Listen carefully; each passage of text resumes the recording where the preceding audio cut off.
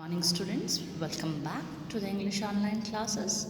I hope you people have gone through the various videos which have been uploaded for you to study from the month of April till June. Now that I have continued with the online classes for the month of July, we people are going to come across after the completion of the chapter Deep Water from your book Flamingo. I have planned to take the fifth chapter from your book Vistas. The name of the chapter is Should Wizard Hit Mommy? Before I continue with this chapter, I would like to inform you that as you know that CBSE has reduced some of the portions. I'll give you the update of those portions in one of the PDF which will be uploaded for you. But before that, right now, before I continue with this chapter, I would like to tell you that the chapter The Tiger King, which we have already done in the month of April, is being taken out from your syllabus. So it means that you may not prepare the notes for the questions that I had given you for the chapter The Tiger King. Let's continue with this chapter, chapter 5, Should Wizard Hit Mommy? Written by John Updike. Now this chapter, what it is all about? This chapter is about a girl, and this girl, her name is Jo. Now this girl Jo, a little child, she had her own imagination and she's having a lot of questions in her mind. My dear students, this chapter is rendering very beautiful messages. Now when I said messages, you will be confused that how come one chapter is rendering so many messages. It's natural. When you read the chapter, when you understand the chapter, you will find that there are so many things the chapter tells us. In this chapter, the first thing which has been shown to us is that the world of an adult and that of a child. You know how the adult's world is. It is full of reality because they know how the real world is. They know how they have to fight to live in this real world. But for a child, the world is full of imaginations. Like a fairy tale story, everything is good, goody-goody type. Everything that happens is good. Never anything bad happens in their imagination or their imaginary world. The second thing that has been told in the story, Should Wizard Hit Mommy, is the most important fact that your parents are your best well-wishers, and also in whatever condition you may be, your parents will always love you. They love their children despite of any kind of limitations or drawbacks of their child. The third thing which has been said over here is to love yourself, to love your identity. And if you want, then also never to change your identity just to make someone else happy, because that identity gives you a place in the society, in the world. Here, this story, it consists of story itself. Means it is a story about a girl named Jo, who is very often being narrated stories by her father Jack, and she loves the stories he used to tell her. And Jack always tried his level best to tell her stories which impart good morals to her. Should Wizard Hit Mommy is one such story out of the mind of Jack. What I mean to say is that Jack is a very beautiful story writer. I didn't mean that literally he writes stories, but he creates stories. Maximum stories which he tells Jo is out of his imagination. But one thing used to be common in his story, a common plot line. Always a creature will be there whose name will start with Roger. After that, surnames will be different. Then he will always be in trouble. In trouble, he will go to the wise owl. Then the wise owl will direct him to the wizard. Then the wizard will solve the problem and in return will ask money, which will always be less with Roger. Then the wizard himself will tell him how to find out the rest of the money. Then Roger will give the rest of the money and he will be happy ever after. So let's begin the story, and I hope out of all the lessons that you have studied till now, the videos which I have uploaded is going to be a little bit a fairy tale type of a story. So let's begin. Chapter 5, Should Wizard Hit Mommy by John Updike. Before you read, here is a story about the worldview of a little child and the difficult moral questions she raises during the story session with her father. Okay, have you ever narrated a story to a small child? My goodness, it's really a tedious one. A very hectic job to narrate a story to a child, because while you are narrating the story, the child will come up with thousands of questions. Thousands means thousands of questions. And sometimes those questions will slow down the pace of your story and will irritate you also. Because their questions may not have any head or tail. They will just simply shoot up questions. And Joe is once a child. Let's see further. In the evenings and for Saturday naps, like today's, Jack told his daughter Joe a story out of his head. This custom began when she was 2, was itself now nearly 2 years old, and his head felt empty. Each new story was a slight variation of a basic tale.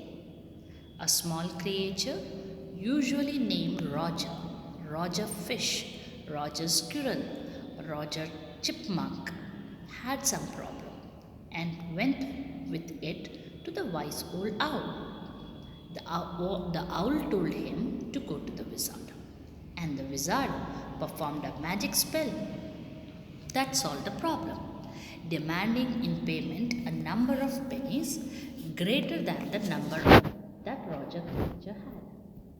But in the same breath, directing the animal to a place where the extra pennies could be found. Then Roger was so happy, he played many games with other creatures and went home to his mother just in time to hear the train whistle that brought his daddy home from Boston. Jack described their supper and the story was over. Working his way through this game was especially fatiguing on Saturday, because Joe never fell asleep in naps anymore, and knowing this made the ride seem futile. Okay, so the story's first paragraph tells us, tell us something about what this Should Wizard Hit Mommy is all about. It is about a father named Jack who narrates a story to his daughter Joe, generally in the evenings and especially on Saturdays when she is ready for the naps. Now, what is naps? Naps, basically it means short period of sleep. It's not like long hours, just for a little while when you go to sleep. That is called as naps. And during those nap period, he used to narrate story to his daughter Joe, and always the story used to be out of his head. See, story out of his head. Don't go too seriously into this phrase. Story out of his head means he was the self-creator of his story. He never took the story from any book or anything of that sort. He always created his own story. This custom, it began when Joe was only 2 years old. This custom means it was a kind of a practice which started when Joe was just 2 years old, and now from 2 years he had been telling the story, and he felt that as if though his head was totally empty. Means no stories left with him now. But each story which he used to narrate to her used to have a slight variation from the basic plot. And what the story used to be? Always the story used to be about a small creature. Here it is an animal. Okay. And this creature will always have the name Roger. Always the name will change as like Roger Fish, Roger Squirrel, Roger Chipmunk. Chipmunk you all know. Chipmunk is basically, it's an American animal. It's a kind of a squirrel, a little different from the regular one which you come across. And always this Roger will fall into a problem. And whenever he'll fall into a problem, he'll go to the wizard. And then this wizard will perform a magic spell. Now the question is, who is a wizard? Basically, wizard is a man who is having magical powers. Okay. And generally these wizards, they look very weird, they are sometimes short-heighted with a long cap on their head, maybe a pointed crooked nose, and they look little weird, and you can say that horrible in looks they are. And this wizard, he used to solve the problem with his magic, and in return, as I told you, used to demand some money, some pennies.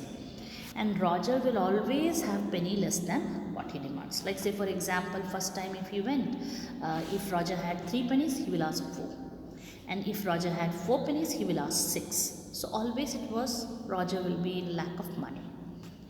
But then the wizard himself used to take out the solution for this problem. He used to tell him how Roger can get the rest of the pennies.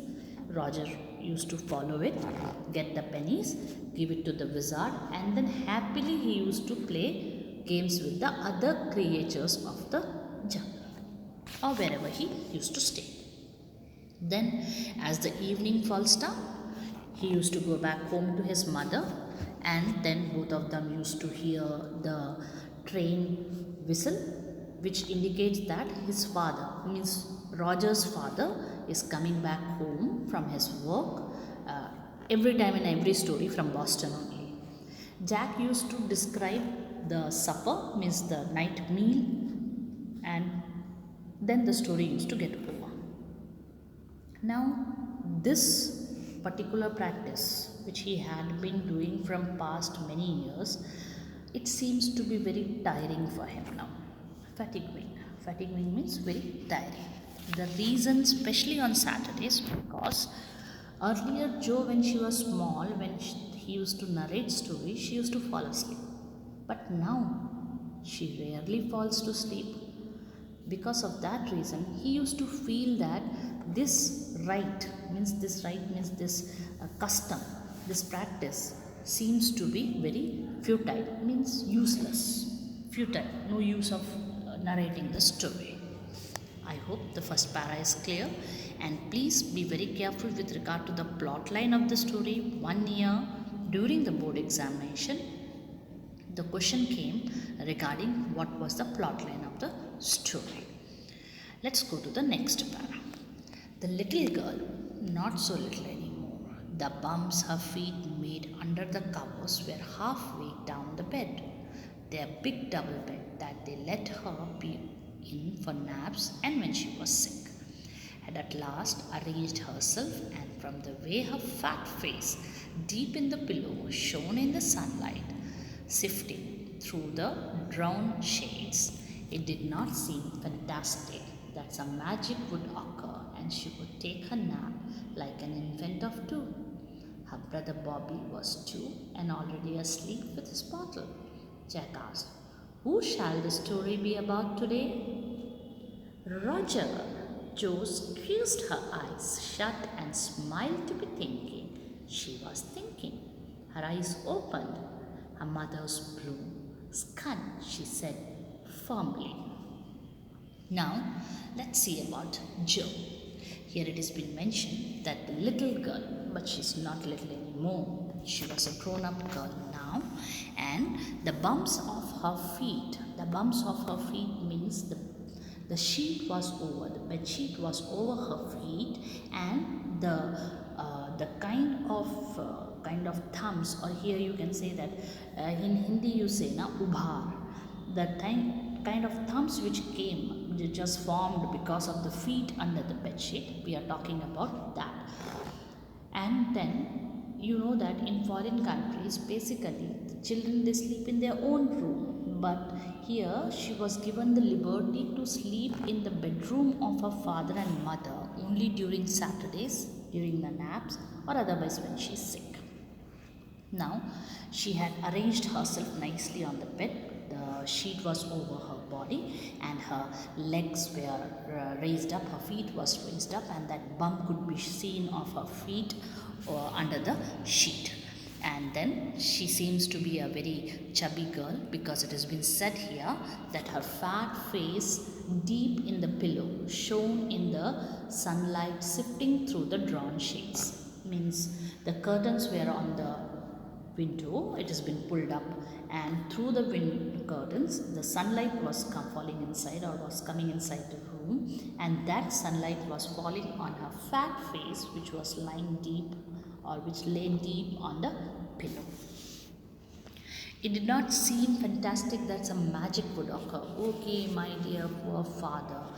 This Father Jack, from years of practice of telling her the story and finding the storytelling to be a very tedious job now, he just felt deep inside, he just prayed, he just imagined, he just wished that some magic must take place, and she too, like her brother who is an infant of 2, Bobby, she go to sleep like how he is sleeping with his bottle of milk. Most probably she should sleep like that only, instant.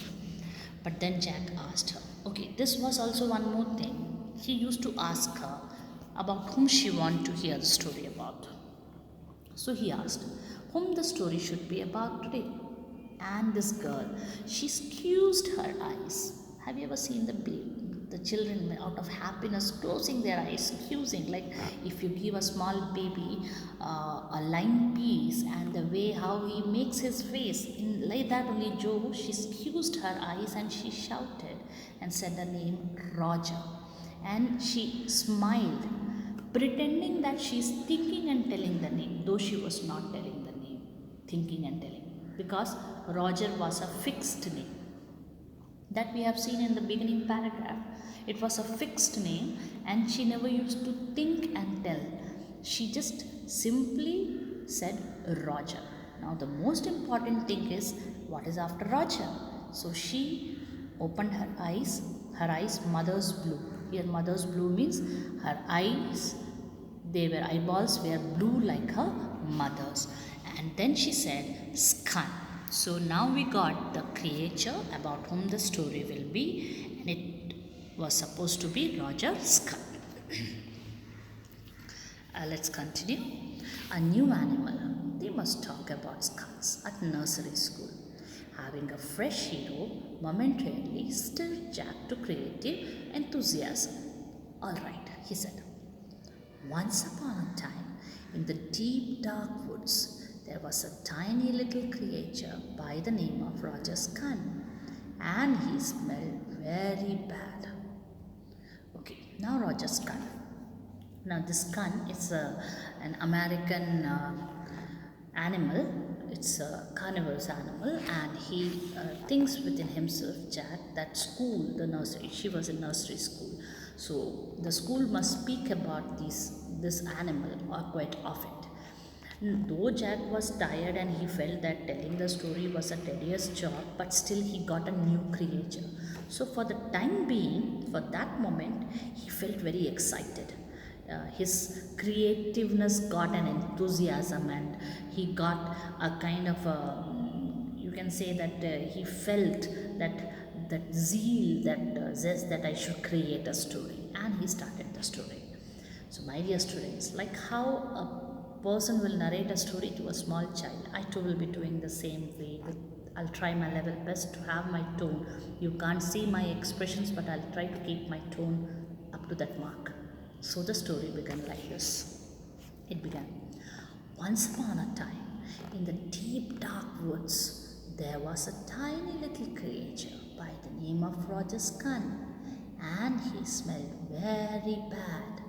So Jack started the story. He said that once upon a time, generally all the fairy tales, fairy stories, all these kind of imaginary stories, they start with once upon a time. So here also, in the dark woods means in the jungle, once upon a time, a small creature, an animal used to live. The name of that animal was Roger Skun. And you know what was the most important thing? The important thing was that he used to smell very bad. Yes, Joe said. Okay, the girl got excited because the story has begun. Now let's see further. He smelled so bad that none of the other little woodland creatures would play with him. Joe looked at him solemnly. She hadn't foreseen this. Whenever he would go out to play, Jack continued with zest, remembering certain humiliation of his own childhood. All the other tiny animals would cry, "Ooh, oh, here comes Roger's stinky Skun," and they would run away. And Roger's Skun would stand there all alone, and two little round tears would fall from his eyes. The corners of Joe's mouth drooped down, and her lower lip bent forward as he traced with a forefinger along the side of her nose the course of one of Roger Skun's tears. Okay, quite good. He continued the story and he said that he used to smell so bad that the other little animals of the woodland, of the jungle, would not like to play with him. Joe, she looked at her father sadly, solemnly. She never thought that this is going to happen, or this will be the continuation of the story with Roger Skun, the hero, smelling bad, and that was so awful that no one would like to play with him. Then, whenever he would go out to play, Jack continued with the same enthusiasm, and he added a pinch of the humiliation. See, we all in our childhood might have suffered this. Rejections from the other people, other children who don't like us or speak ill about us. So he recalled all those humiliations and he added it into that emotion, he added in this, that feeling he added in this, and he said, all the other animals, whenever Roger used to come, used to shout, oh, here comes Roger's stinky Skun. Stinky means the one who smells awful, very bad. And they used to run away. And Roger's Skun, standing all alone in the jungle, he used to cry. And two little round drops of tears used to roll down from his ears. Now see Joe's reaction. When Jack said this, that the hero Roger Skun used to stand all alone and cry. At that time, this girl, her mouth dropped down and her lower lip bent forward. Like how an expression is given when you are sad, with your lower lip tilted down. I cannot show you the expression, but you have to imagine it. And then when Jack moved his forefinger to the corner of her eyes, the side of her nose, he could actually feel the tears over there. Joe was rolling down tears from her eyes, feeling the pain of Roger Skun. My dear students, here I would like to close my video for today's class, and then the rest will continue in the next video. Till then, good.